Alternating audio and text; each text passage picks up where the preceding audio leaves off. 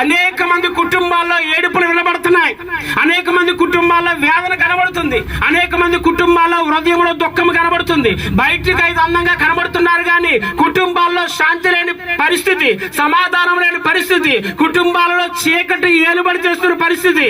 బయటికి కనబడే జీవితం వేరు, లోపల కృంగిపోతున్న పరిస్థితి వేరు.